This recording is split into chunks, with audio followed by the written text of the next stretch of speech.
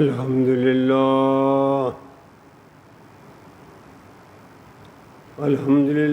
نحمده ونستعينه ونستغفره ونؤمن به ونتوكل عليه ونعوذ بالله من شرور أنفسنا ومن سيئات أعمالنا ومن يهده الله فلا مضل له ومن يضلله فلا هادي له ونشهد أن لا إله إلا الله وحده لا شريك له ونشهد أن محمدا عبده ورسوله اللهم صل وسلم على سيدنا ومولانا محمد وعلى آل سيدنا ومولانا محمد وبارك وسلم اما بعد فاعوذ بالله من الشیطان الرجیم بسم اللہ الرحمن الرحیم وما افاء اللہ علی رسولہ منہم وما اوجفتم علیہ من خیل ولا رکاب ولكن اللہ یسلط رسله على من يشاء والله على كل شيء قدير وما أفاء الله على رسوله من أهل القرى فلله وللرسول ولذي القربى واليتامى والمساكين وابن السبيل کہ لا یکون دولة بین الاغنیاء منکم وما آتاکم الرسول فخذوه وما نہاکم عنہ فانتہوا واتقوا اللہ ان اللہ شدید العقاب۔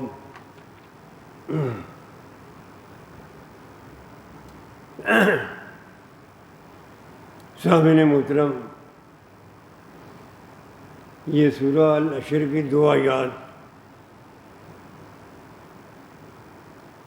پچھلے جمعہ اسی سورت کی دو آیات ہماری گفتگو کا موضوع تھی، جس میں اس جنگ کا ذکر تھا جو نبی اکرم صلی اللہ علیہ وسلم نے ایک یہودی قبیلے کے ساتھ کی۔ وہ میں نے تفصیل سے بتا دیا تھا یہودی یہاں مدینہ میں کیسے آئے، ان کے کتنے قبیلے تھے، کیا کرتے تھے، سب کچھ بتا دیا تھا۔ ایک بات رہ گئی تھی یہودیوں کے بارے میں، یہ بڑی عجیب قوم ہے، دنیا میں سب سے منفرد قوم۔ اس کی پہلی جو صفت ہے وہ کہنا چاہیے وہ یہ ہے کہ نسل پرست ہے۔ یہ دنیا میں یہودی تعداد کے لحاظ سے بہت تھوڑے ہیں، سب سے زیادہ عیسائی ہیں، مسلمان ہیں، ہندو ہیں، سکھ ہیں، لیکن یہ یہودی دنیا میں سب سے بہت تھوڑے نسل پرست ہیں، اور ان کا یہ عقیدہ ہے کہ ہم انبیاء کی نسل سے ہیں، ہم سب سے بہتر ہیں، کوئی ہمارے جیسا ہے ہی نہیں۔ اسی نسلی تعصب کی بنا پر ان کا پورا کردار جو ہے نا تاریخ میں وہ نمایاں ہو جاتا ہے۔ نسلی تعصب کی بنیاد پر یہ اپنے مذہب کی تبلیغ ہی نہیں کرتے، کسی کو یہودی مذہب میں داخل ہونے کے لیے نہیں کہتے. کیوں؟ وہ کہتے ہیں ہم اچھی نسل ہیں، ہم انبیاء کی اولاد ہیں، اور لوگ اس میں ہم میں شامل کیوں ہو جائیں؟ تو آپ نے دیکھا ہے کہ دنیا میں یہودی جو ہیں یہ اپنے مذہب کی تبلیغ نہیں کرتے، اور اسی نسلی تعصب کی بنیاد پر یہ عصد بھی کرتے ہیں، بخل بھی کرتے ہیں، اس لیے کہ نسلی تعصب کی بنیاد پر بہت سی ان میں بیماریاں پیدا ہو گئی ہیں. میں ایک مثال دیتا ہوں. انہوں نے اپنی کتابوں میں پڑھ رکھا تھا کہ ایک نبی آنے والے ہیں، انہیں معلوم تھا، لیکن ان کا خیال تھا کہ یہ جو نبی آئیں گے یہ بنی اسرائیل میں سے آئیں گے. اللہ تعالیٰ نے نبی کریم صلی اللہ علیہ وسلم کو مبعوث فرمایا بنی اسماعیل میں سے. جب ہجرت کی ہے نبی کریم صلی اللہ علیہ وسلم نے، تو آپ نے مدینہ سے باہر ٹھہرے. وہاں یہودی علماء دیکھنے کے لیے آئے کہ کیا جو ہماری کتابوں میں لکھا ہے نبی کی نشانی کیا یہ وہی ہے؟ تو حضرت صفیہ رضی اللہ تعالی عنہا جو کہ یہودی سردار کی بیٹی تھیں، بعد میں غزوہ خیبر کے موقع پر وہ مسلمانوں کے قبضے میں آئیں، مسلمان ہو گئیں، اور نبی اکرم صلی اللہ علیہ وسلم کی زوجہ محترمہ آپ کے گھر میں داخل ہو گئی. وہ ابھی چھوٹی تھیں. وہ یہ بیان کرتی ہیں کہ میرے والد اور میرا چچا دونوں دیکھنے کے لیے گئے تھے کہ کیا جو نبی آئے ہیں مدینہ میں جس کا انتظار کر رہے ہیں ہم سارے، کیا یہ وہی نبی ہے؟ تو وہ کہتی ہیں جب وہ واپس آئے میرے والد صاحب اور میرے چچا، تو گھر میں بیٹھے تھے، باتیں کر رہے تھے، میں بھی ساتھ ہی کہیں بیٹھی تھی، ان کی باتوں کو سن رہی تھی. ان کے والد کا نام تھا حج بن اختب.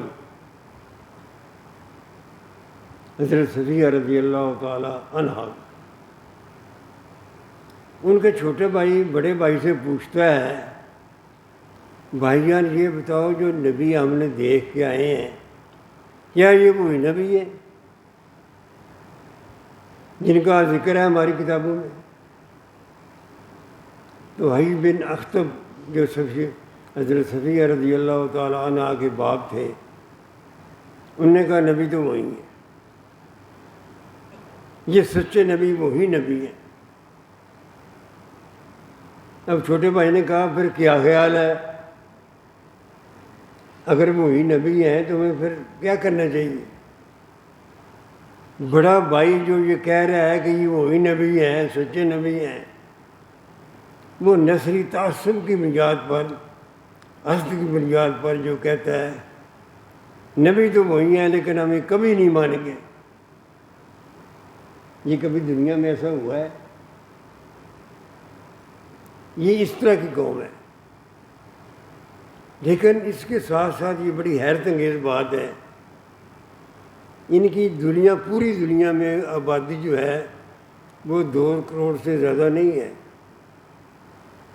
لیکن اس قلیل تعداد کے باوجود دنیا میں یہ چھائے ہوئے ہیں. آپ جانتے ہیں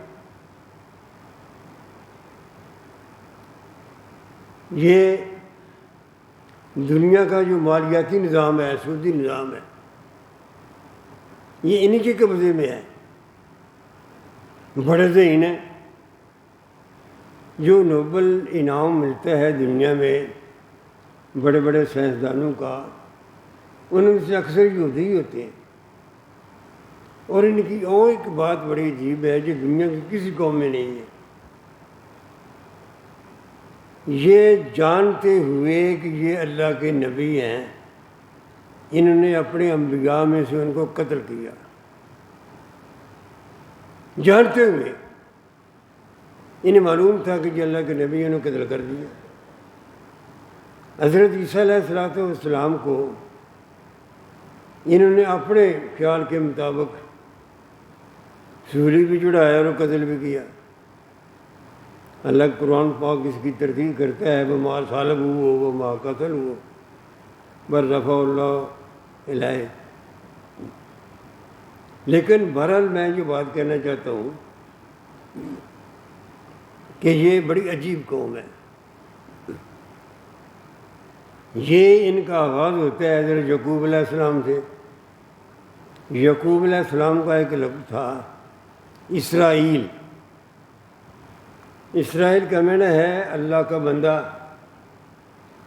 اور ایک مطلب ہے اسرائیل کا کشتی لڑنے والا۔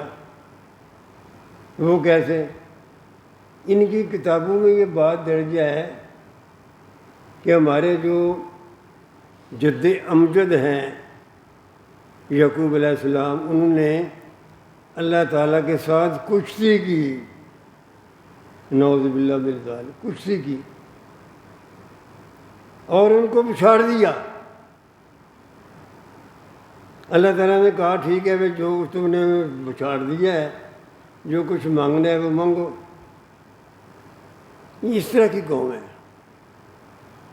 تو یہ عجیب قسم کی قوم ہے دنیا میں جس کا یہاں ذکر ہو رہا ہے۔ اب آپ آتے ہیں ان آیات کی طرف۔ جب وہ میں نے پچھلی جمعہ بتایا تھا کہ بنو نذیر جو قبیلہ تھا یہودیوں کا، یہ مدینہ کے باہر 1-2 میل رہائش پذیر تھا۔ ان کے مکان قلعہ نما تھے۔ وہاں حملہ کر دیا، نبی کریم صلی اللہ علیہ وسلم نے محاصرہ کر لیا ان کا۔ 6 دن کے بعد انہوں نے کہا جی ہم شکست مانتے ہیں۔ پہلے یہ کہتے تھے کون ہمیں فتح کر سکتا ہے، ہمارے قلعے ہیں، ہمارے ننھے والے نوجوان ہیں، ہمارے پاس اوزار ہیں، ہم بڑے بہادر ہیں، کون فتح کر سکتا ہے۔ لیکن 6 دن کے بعد انہوں نے جواب دے دیا کہ میں معاف کر دیا جائے اور میں یہاں سے ہم نکل جاتے ہیں۔ چنانچہ نبی کریم صلی اللہ علیہ وسلم نے ان کو مدینہ سے جانے کی اجازت دے دی۔ جتنا سامان یہ ایک اونٹ پر لاد کے لے جا سکتے ہیں وہ لے جائیں، لیکن اوزار نہیں لے جا سکتے تھے۔ اوزار بھی یہیں رہے، ان کے باغات، ان کی زمینیں ساری یہیں رہنی تھی۔ تو یہاں اللہ تعالیٰ ایک مسئلہ بیان کرتا ہے، وَمَا أَفَاءَ اللَّهُ عَلَىٰ رَسُولِهِ مِنْهُمْ وَمَا أَوْجَفْتُمْ عَلَيْهِ مِنْ خَيْلٍ وَلَا رِكَابٍ۔ اللہ تعالیٰ مسلمانوں سے کہتا ہے کہ تمہارا مال غنیمت میں حصہ تو تھا، حصہ ہے، اس وقت جب تم کفار سے جنگ کرو۔ یہاں تم نے جنگ ہی کو نہیں کی، جو انہوں نے محاصرہ کیا ہے انہوں نے شکست مان لی ہے۔ اس لیے جو تمہارے ہاتھ آیا ہے یہ مال غنیمت نہیں ہے، یہ مال فیح ہے۔ یعنی اب یوں سمجھیں کہ اسلامی فقہ میں 2 قسم کے مال ہیں، ایک مال غنیمت ہے، ایک مال فیح ہے۔ مال غنیمت وہ ہوتا ہے جو فوج لڑتی ہے، جو کچھ اس کے ہاتھ میں آتا ہے وہ 4 حصے اس فوج کے ایک حصہ بیت المال میں۔ مال فیح وہ ہے جو بغیر لڑے دشمن کا سارا مال ان کے ہاتھ آ جاتا ہے۔ اب تو زمانہ ہی بدل گیا ہے نا، طریقہ ہی بدل گیا ہے، اب تو اس طرح کی بات نہیں ہے۔ اگر کوئی فوج لڑتی ہے ہماری ہندوستان کے ساتھ یا اس طرح کی بات ہوتی ہے تو وہ بات تو نہیں ہے۔ تو بہرحال اللہ تعالیٰ نے فرمایا کہ جو کچھ تم نے حاصل کیا ہے ان کے مکانات ہیں، ان کے باغات ہیں، یہ کس کے لیے ہیں؟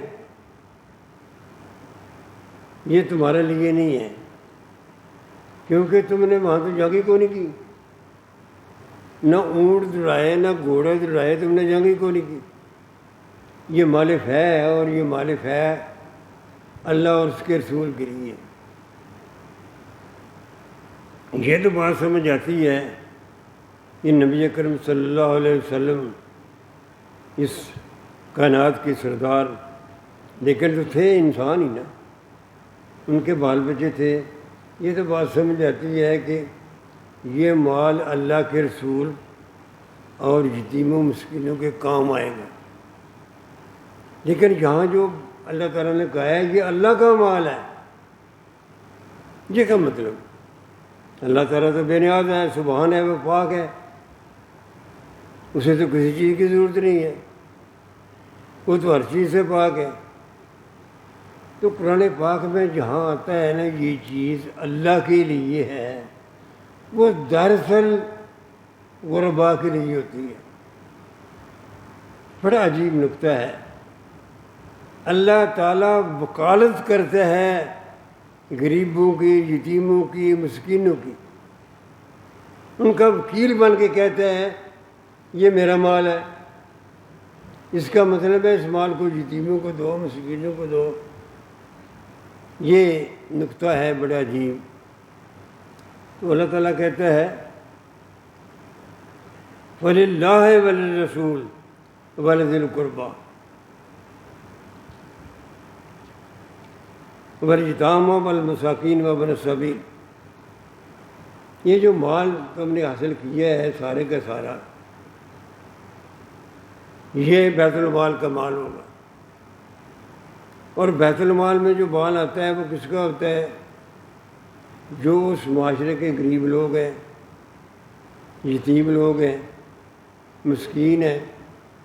اس میں ایک لفظ اللہ تعالیٰ نے استعمال کیا ہے وابن السبیل، مسافر۔ اب آپ کہیں گے کہ مسافر تو امیر آدمی بھی ہو سکتا ہے۔ یہ دیکھیں اسلام کا فلسفہ کتنا خوبصورت ہے۔ اسلام کہتا ہے کہ ایک مسافر چاہے وہ امیر کیوں نہ ہو، گھر میں کھاتا پیتا کیوں نہ ہو، لیکن وہ سفر کی حالت میں تمہاری امداد کا محتاج ہے۔ آج کے زمانے میں تو سفر آسان ہو گیا ہے نا، اس زمانے کی بھی بات کر رہا ہوں جب سفر بڑا مشکل تھا۔ ایک بڑا امیر آدمی مسافر ہے، وہ سفر میں کہیں قابو آ گیا ہے، اس کے پاس سب کچھ ختم ہو گیا ہے، تو وہ کیا کرے گا؟ اس کی مدد کرنا بھی اتنا ہی ضروری ہے جتنا کہ باقی اللہ تعالیٰ نے فرمایا ہے۔ اس میں ایک اور مسئلہ پیدا ہوا، وہ مسئلہ یہ تھا کہ جب مسلمانوں نے محاصرہ کیا ان بنی نذیر کے، ان سارے قبیلے کا، ان کے گھروں کا، تو بعض درخت مسلمانوں کو کاٹنا پڑے۔ محاصرے کے لیے بعض درخت جو تھے وہ رکاوٹ بنے ہوئے تھے، بعض درخت کاٹ دیے گئے۔ زیادہ تر درخت جو تھے وہ کھجور کے تھے، بعض نہ کاٹے گئے۔ تو صحابہ کرام نے کچھ درخت کاٹے، بعض صحابہ نے نہ کاٹے۔ تو صحابہ کرام میں دل میں خیال پیدا ہوا کہ یہ جو روایات ہیں جنگ کی، جو حکم ہے، اسٹینڈنگ آرڈر جو ہیں وہ یہ ہیں، یہ درختوں کو نہ کاٹا جائے، فصل کو خراب نہ کیا جائے۔ تو ہم نے درخت کاٹے ہیں، تو ان کے دل میں یہ خیال پیدا ہوا کہیں غلط نہ ہو گیا ہو۔ یہ ذرا نکتہ سمجھنے والا ہے۔ تو اللہ تعالیٰ نے آیات نازل فرما دیں، بھائی ٹھیک ہے تم اپنے دل میں فکر نہ کرو، جو تم نے جنگی ضرورت کے لحاظ سے درخت کاٹے ہیں وہ ٹھیک کیے، اور جو نہیں کاٹے ہیں وہ بھی ٹھیک کیے۔ صحابہ کرام کی جو دل کی خلش تھی نا، یہ ہم نے درخت کاٹ دیے ہیں، وہ اللہ تعالیٰ نے آیات بھیج کے یہ دور کر دی۔ یہ تمہارا جو اجتہاد تھا، اجتہاد ہے نہیں، درخت کاٹنے تو ویسے ممانعت تھی، تو اجتہاد جنگی ضرورت کے لیے، جنگی ضرورت کے لیے گویا اجتہاد کیا انہوں نے صحابہ کرام نے، اللہ تعالیٰ نے اس کی توثیق کر دی۔ تو پھر اس کا جو حصہ مقرر کیا گیا وہ نبی اکرم صلی اللہ علیہ وسلم کے رشتہ دار تھے، کیونکہ آپ کے جو بنی ہاشم آپ کے جو رشتہ دار تھے ان پر زکوٰۃ نہیں لگتی تھی، اس لیے یہاں گنجائش پیدا کر دی گئی، یہ مال فیہ ہے، اس مال فیہ میں نبی اکرم صلی اللہ علیہ وسلم کے رشتہ داروں کو حصہ دیا جائے، یتیموں کو، مسکینوں کو، مسافروں کو، یہ اللہ تعالیٰ نے طے کر دیا۔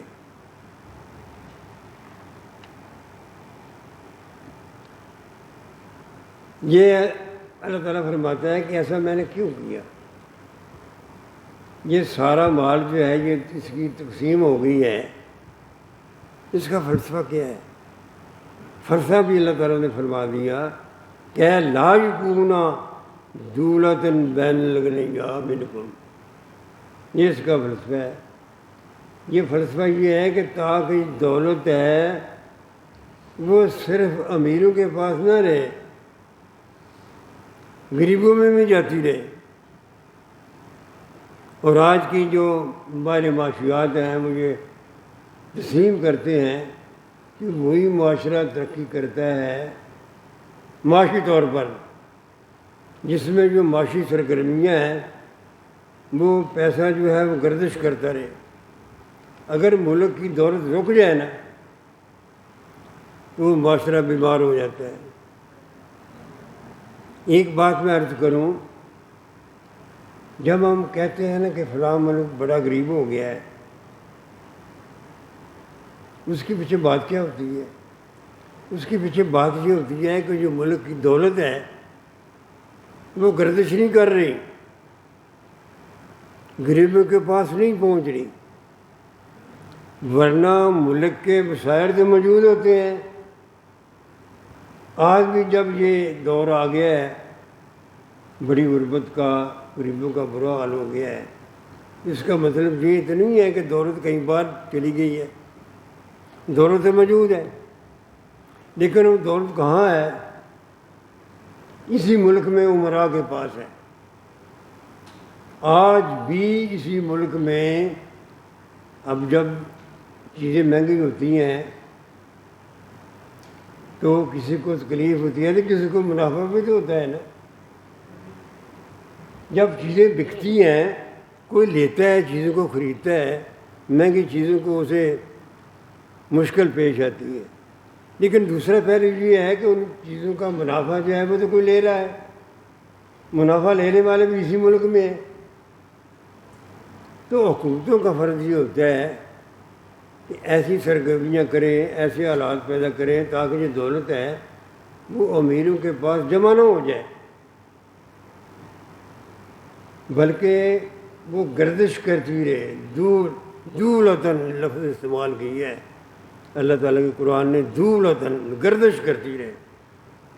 جو آج کے سارے جو دنیا کے ماہرین معاشیات ہیں وہ اس بات کو تسلیم کرتے ہیں کہ جس معاشرے میں دولت گردش کرتی رہتی ہے، غریبوں کے پاس پہنچتی رہتی ہے، وہ معاشرہ معاشی طور پر ترقی یافتہ ہوتا ہے۔ آگے فرمایا وَمَا آتَاكُمُ الرَّسُولُ فَخُذُوهُ، یہ اللہ تعالیٰ مسلمانوں سے فرما رہا ہے کہ جو کچھ میرا نبی تمہیں دیتا ہے وہ خوشی سے لے لو۔ جب میرے نبی کی منشا پر منحصر ہے کسی کو کیا دیتے ہیں۔ وَمَا نَهَاكُمْ عَنْهُ فَانْتَهُوا، اور جس چیز سے منع کرتے ہیں منع ہو جاؤ، یہ بڑی عام آیت ہے۔ یہ صرف مال کی تقسیم کے لیے نہیں ہے، یہ آیت جنرل ہے، عام ہے آج۔ اور اس کا بنیادی فلسفہ یہ ہے کہ مسلمانوں، تمہاری زندگی میں میرا نبی میرا نمائندہ ہے، جو کچھ تمہیں یہ دیتا ہے کا مطلب کیا ہے؟ جس چیز کا تمہیں حکم دیتا ہے کہ یہ کرو وہ کر لو، وَمَا نَهَاكُمْ عَنْهُ فَانْتَهُ، اور جس چیز سے میرا نبی جن کاموں سے منع کرتا ہے وہ منع ہو جاؤ۔ یہ دیکھو ایک عہد میں پورے اسلام کا فلسفہ آ گیا ہے۔ دین کیا ہے؟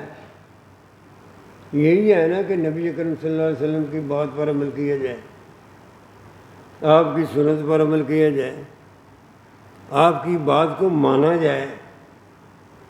اگر آپ فرماتے ہیں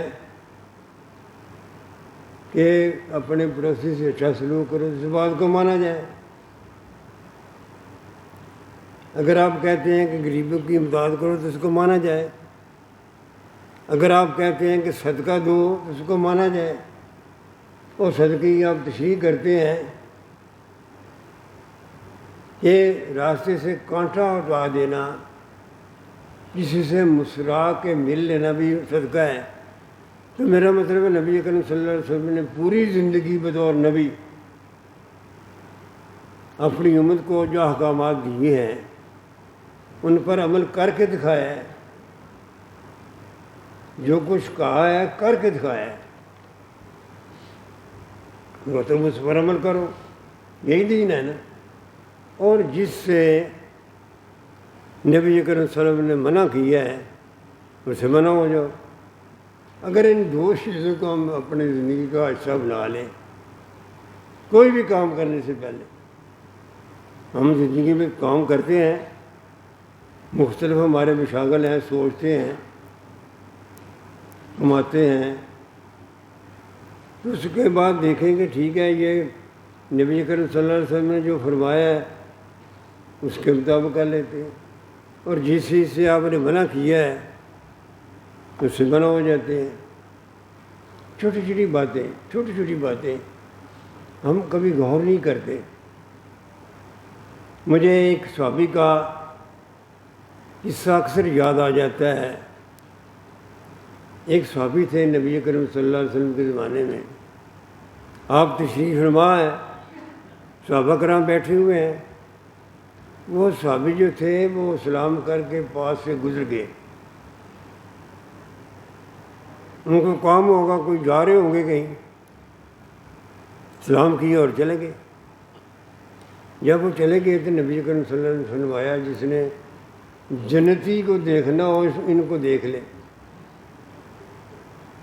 صحابہ کرام نے دیکھا یہ عام سے آدمی ہیں، نبی کریم صلی اللہ علیہ وسلم نے ان کے لیے جنت کی بشارت دے دی ہے۔ تو ان میں ایک نوجوان صحابی تھے عبداللہ بن عمر بن عاص، یہ وہی صحابی ہیں جنہوں نے حدیث کو لکھنے کا آغاز کیا تھا۔ ان کو بڑا شوق تھا نبی کریم صلی اللہ علیہ وسلم جو کچھ فرماتے ہیں لکھ لیا جائے۔ یہ انہیں خیال پیدا ہوا جا کے ذرا دیکھیں سو یہ آدمی جو ہمارے ساتھی ہیں یہ کیا عمل کرتے ہیں، کون سا عمل کرتے ہیں جس کی بنیاد پر نبی کریم صلی اللہ علیہ وسلم نے فرمایا ہے یہ جنتی ہیں۔ وہ ان کے گھر چلے گئے اور انہوں نے کہا میرے دوست میں آپ کے ساتھ 2 دن ٹھہرنا چاہتا ہوں، اجازت دیں گے آپ؟ انہوں نے کہا ٹھیک ہے، 100 بسم اللہ، آپ مہمان ہیں میرے گھر ٹھہرے۔ 2 دن وہاں ٹھہرے حضرت عبداللہ بن عمر بن عاص۔ انہوں نے دیکھا کہ یہ بڑے سادہ سے آدمی ہیں، دن کو مزدوری کرتے ہیں، نماز پڑھی اور سو گئے۔ تو خاص چیز انہوں نے کوئی نہ دیکھی، نہ یہ تہجد پڑھتے ہیں، نہ کوئی اور اس طرح کا میں نے کام دیکھا ہے۔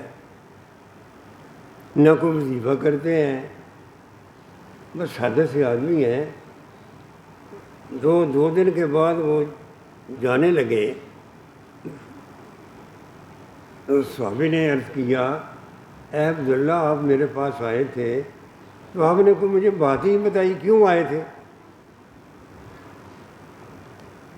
پھر انہوں نے فرمایا، وہ سارا واقعہ بیان کر دیا کہ نبی کریم صلی اللہ علیہ وسلم نے جس طرح آپ کے متعلق کہا تھا کہ یہ جنتی ہیں، تو میں دیکھنے آیا تھا کہ تم کون سا عمل کرتے ہو،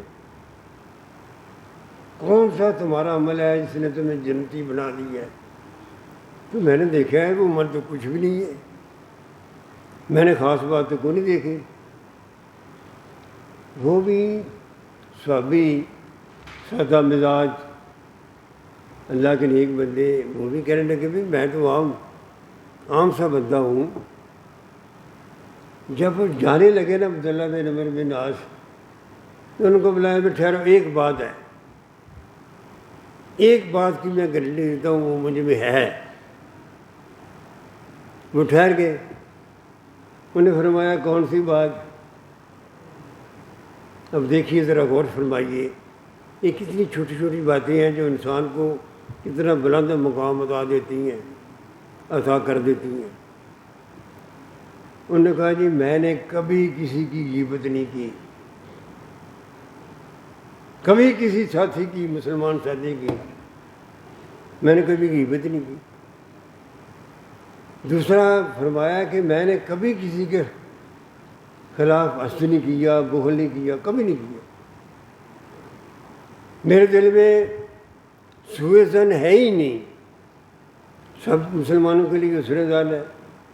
اب دیکھو نا جی کتنی چھوٹی چھوٹی باتیں ہیں، ہر ایک کے متعلق اچھا گمان کرنا، اور غیبت میں نے نہیں کی، یہ بڑا عام نقطہ ہے۔ میں نے کبھی غیبت نہیں کی، کبھی حسد نہیں کیا، کبھی بغل نہیں کیا۔ تو پھر انہوں نے سمجھائی کہ واقعی نبی کریم صلی اللہ علیہ وسلم نے جو فرمایا تھا نا یہ جنتی ہیں۔